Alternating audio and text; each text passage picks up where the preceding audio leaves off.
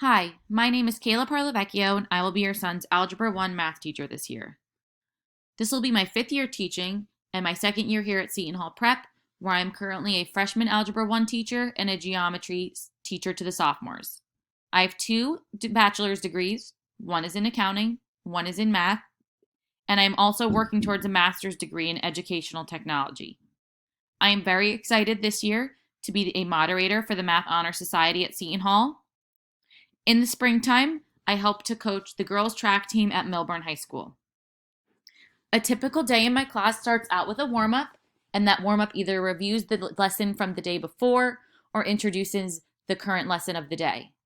Then we will review any homework that was assigned, and it is highly encouraged for the students to check their homework before coming into class because there are answer keys provided.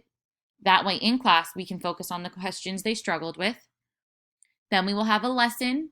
It will either be a PowerPoint or using the whiteboard, both on the Promethean board, and any notes that are shared in class will be posted on the portal. At the end of class, we will summarize what we did that day and homework will be assigned. Materials for my class are a notebook and grid paper is optional, their homework, and a pencil. I ask that their textbooks stay at home this year, and the calculators they received at the beginning of the year will not be needed just yet. Homework will be assigned daily, and when the homework is to be checked for a grade, they can receive a total of 5 points, and it will be graded for completion and effort. If their homework is incomplete, they can receive as low as a 0, and a comment will be provided, if necessary, on the portal. All homework is posted on the portal in the respective chapter we are covering. There is a homework log within the topic that we are on, and it will provide the date as well as the homework assignment. There will be quizzes and tests each chapter, at least 1 quiz a chapter, maybe more depending on the length or difficulty, and then 1 test at the end of each chapter. Note-taking is always highly encouraged. I ask that they print my notes if it will help them, and again, they can find those notes on the portal. They will be in the topic that we are covering by chapter, and they can click on the link provided and print my PowerPoint slides or guided notes sheets. At the end of each trimester, there will be a test. The first exam is chapters 1 through 4. The second will be chapters 5 through 8. And the third is a final exam. Each of these exams will be worth 200 points.